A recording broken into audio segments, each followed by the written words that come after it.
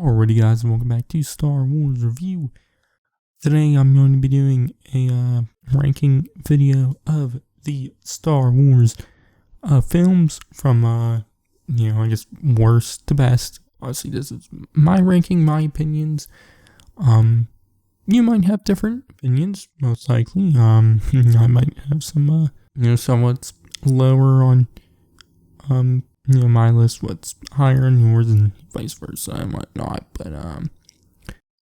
I will say I don't think any of the movies are just straight up bad. I do enjoy elements of the ones what I have ranked lower.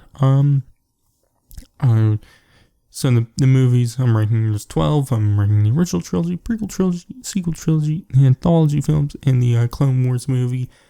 I'm not, obviously ranking the Ewok Adventures or Holiday Special, because, what's the point? And also, I haven't seen all of them. I'm not ranking the TV stuff or anything else.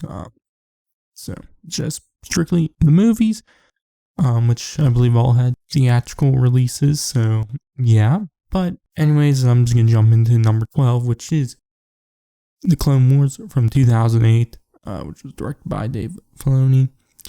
So yeah, and then this movie ranks at the very bottom. I don't really like this movie that much.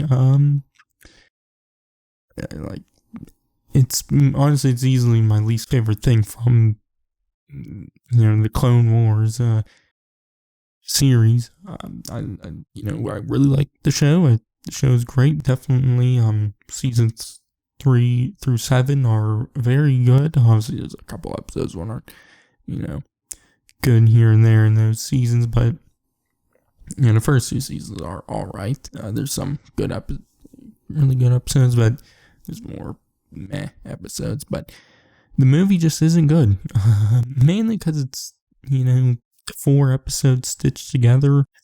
It just doesn't work as a movie. And you can you can feel it every 20 minutes. It's like, okay, yeah, this is kind of a new episode being stitched together. Definitely later on in the movie when Padme starts getting involved with Zero the Hutt, that really felt like, it's like, here's an episode, stitched in, but, that's all I'm going to say about it. Anyways, moving on to number 11. 11 and 10, I had some, debate about which one I'd rank lower, but the one I have ranked lower at number 11 is The Rise of Skywalker in 2019, directed by J.J. Abrams. So yeah, it's the worst live-action main Star Wars film. It doesn't really do much right. There are a few moments I do enjoy. I like the moment between Ben and Han. I really like that moment. It's one of my favorite scenes in Star Wars, all Star Wars, but other than that, there's just not a whole lot I really love. I don't like where it took all the characters. I don't like the main story. I despise Palpatine returning. That was a terrible decision. Visually the movie's fine. Guess that's a good thing. There's really no bad, performance from any of the actors or actresses, So there's that. But in my number 10 spot, there's Attack of the Clones 2002, which was directed by George Lucas, which there is some bad acting and performance, and obviously also terrible writing, with Anakin and Padme, played by Hayden Christensen and Natalie Portman. It doesn't help that there's, bad writing and whatnot. They also have zero chemistry. It just doesn't work. It makes their romantic scenes come off cringy and a bit creepy also. Like, I just don't get what, you know, why Padme, fell in love with Anakin when he was saying a lot of, just, you know,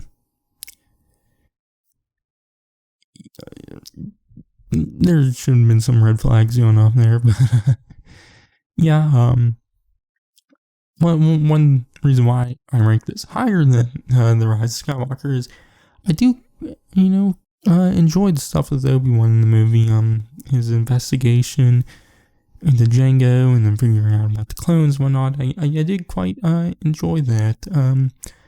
The Battle of Geonosis is fine. I'm not the biggest fan of it, but yeah, but like the stuff with Anakin Padme is just awful. I really don't like it. So that's why it ranks at number 10. But yeah, from here on out, like I said, like the movies, and there's really nothing I really despise about any of them, or really dislike. Obviously, some I enjoy more than others, but yeah. But coming in at number 9 is Rogue One: A Star Wars Story, which came out in 2016. It was directed by Gareth Edwards. So yeah, a weird one for me. I quite really liked the movie the first time I saw it in theaters back in 2016. But after rewatching it and whatnot, I just kind of was like, it's fine. I don't really have any major problems with it. Other than that, like because there's a lot of cool moments, surprises definitely in that third act, but they just don't live up to. I just don't enjoy them as much as I did during my first time watching it in the theaters. I guess also I'm not really into Jyn Erso and Cassian Andor as main characters. I really liked all the supporting characters of Rogue One, K2SO, and the other guys. I don't remember their names. Sheer, I think was one. Donnie Yen, quite like them. Riz Ahmed's character I quite liked. The big dude Baze, was that his name? I don't remember their names. But yeah, I enjoyed them. But yeah, obviously, like the third act was great. Definitely for the space battle, that was still pretty good. But the Vader hallway scene is also great. But honestly, that doesn't really just excite me as much as it did the first time. But yeah. Anyways, jumping into number 8 spot, which is The Phantom Menace, which came out in 1999, was directed by George Lucas. So yeah, Phantom Menace is a movie a lot of people might consider the worst Star Wars movie. I don't. Maybe at one point it did, but now I kind of enjoy it. I'd say obviously definitely like moments with Jar Jar and whatnot. It's more so in a it's so bad it's good kind of way for me. But yeah, it's the movie's a little goofy, but I quite like Qui-Gon Jinn, Darth Maul, the pod race. Those are some of my favorite things from the prequels and whatnot. The pod race kind of loses its luster for me after a while, but it's still cool. One thing I would like to see is a pod racing movie. Even though it would never happen, but it'd be interesting. But yeah, also it's not as cringy like Attack the Clones is, so I'm more fine with it there. But yeah. Anyways, jumping into number 7 is The Force Awakens from 2015, which was directed by J.J. Abrams. I would say, before I get into this, 7 through 4 are, I switch around all the time, and listening to this was probably the area I was the most unsure about. So like in like a couple months, I like The Force Awakens could be ranked number 4 for me. I'm, it's the ones I'm like, it just depends on how I'm feeling with them and my most recent time I rewatched it. But yeah, anyways, The Force Awakens, first movie from Disney and whatnot. But it's a solid movie. My biggest gripe with it is that it's too similar to A New Hope, and it kind of brought down the movie, and therefore kind of the rest of the trilogy by being a bit too similar to what came before with the original trilogy. So yeah, but I liked how the characters were introduced, and I liked them, all the characters. It's a fun movie and whatnot. So yeah, I don't really have much else to say there. But coming in at number 6 is Solo, A Star Wars Story. 2018 was directed by Ron Howard. So yeah, Solo, I kind of had the opposite thoughts of Rogue One. Like what I have for Rogue One. When I saw Solo the first time, I thought it was fine, but it's a movie I rewatch a good bit, and I've just come to really, really like it. I definitely say it's one of the most rewatchable Star Wars movies. The only other one I'd probably say is A New Hope, mainly because they're probably the most singular feeling ones. They aren't a big part of a trilogy or their whole story and whatnot of the saga. Obviously they are important, but they're more accessible to just put it on and watch, and don't feel like you have to watch the rest of the trilogy and whatnot, or the movies and whatnot. But yeah, but helps. I do enjoy it. It's a fun heist adventure movie. Kind of gives like little Indiana Jones vibes because of that fun adventure movie type of movie, which I love. Adventure movies. So obviously Solo's up my alley for that. But yeah. Also Alden Ehrenreich. I liked him as Han Solo. He felt like Han, who Han would be if he was younger and whatnot. Don Glover as Lando Calrissian is also great. I enjoyed the other characters and whatnot. Guess biggest gripe, I guess maybe Dryden Voss is a meh villain. He's not really in it, and I guess really the movie, he feels like more of a secondary kind of villain. Obviously, Enfys Nest is kind of like it's marketed and whatnot as like the main villain, but obviously she twist was that she wasn't, which I did enjoy that twist. But and I hope we see more of Enfys Nest soon. Obviously, definitely the actress was in Falcon and the Winter Soldier, but yeah, I enjoyed Solo.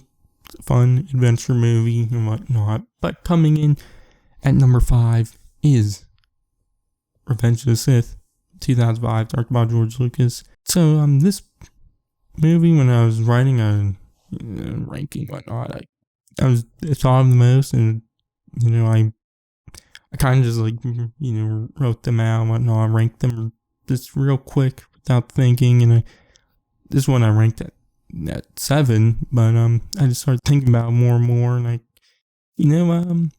kind of jumped up a few spots. But yeah, obviously some of this honestly probably because of the final season of Clone Wars, that Siege of Mandalore arc, it added more to this movie for me. And on my most recent rewatch, I was just much more into it than I was before. Which I've always liked the movie, so yeah. But there's great moments, like obviously Order 66 is great, Battle Coruscant and whatnot, and Obi-Wan versus Anakin. I do enjoy that battle more on the emotional, like personal aspects of the battle between the two characters. The actual like action side of it is a little bit too flashy, but for my liking, but it's still solid. I guess like one thing I kind of wish, in the movies they made the clones more individualized. Gave them more of a personality, like we see in the Clone Wars. But I guess the reason was because they're gonna kill the good guys and whatnot, and the Jedi. So they don't want the viewers to have that connection to them. And obviously, with all the stuff that happened in the Clone Wars, there's been a lot of stuff to explain. But obviously, we got the Clone Wars and add that, and it adds more to the clones in the movies, even though there's really not. They're kind of just there. The only one, like, obviously, there's Cody who has a name. I don't know if there's any other one who's like named in any way. I could be wrong. There might be one, but yeah. So yeah, I do enjoy it. Obviously, Palpatine, Ian McDermott is great in this movie, so that's also another thing. Anyways, jumping into number 4, probably a controversial pick, but number 4 is The Last Jedi, 2017, directed by Rian Johnson. But I do really like this movie. I like where it just went after The Force Awakens, with that being so similar to A New Hope. I wanted something that did something a little different. And got that with The Last Jedi. But I still enjoyed where it went. Took the characters and story and whatnot. One thing I did makes me enjoy the movie is because I liked Luke in it. I liked where his character was, and it made sense to me that he would after losing Ben Solo to the dark side, he would kind of be the character he was, go into hiding and what going to exile and whatnot. So yeah, also, I like Rian Johnson. I, quite liked Looper, and I really loved the Knives Out. Obviously, that came out after The Last Jedi, but, I like him as the director. I like, Rey and Kylo's, relationship in the movie, their connection together with the Force. I liked Poe in the movie, too. I guess, I always like the conflict between the First Order and the Resistance was, whatever. I never really got super invested into that in the trilogy, but, the stuff on Canto Bight also was kind of meh on, but I still enjoyed the overall, adventure with Finn, Rose, BB-8, DJ, went on to definitely when they infiltrate, Snoke's flagship. I forget the name of it. But yeah, I like ending bar on Crate and whatnot. So yeah, my biggest gripe is, I just wasn't into stuff on Canto Bight as much. So yeah, but anyways, jumping into the final 3, which you already know, that's all the original trilogy, but how do I rank them? Well, number 3 is Star Wars: A New Hope from 1977, directed by George Lucas. So yeah, the original film that started it all. And Star Wars later retitled Star Wars: A New Hope. Just one of the greatest movies of all time, one of the most influential movies of all time, whatnot.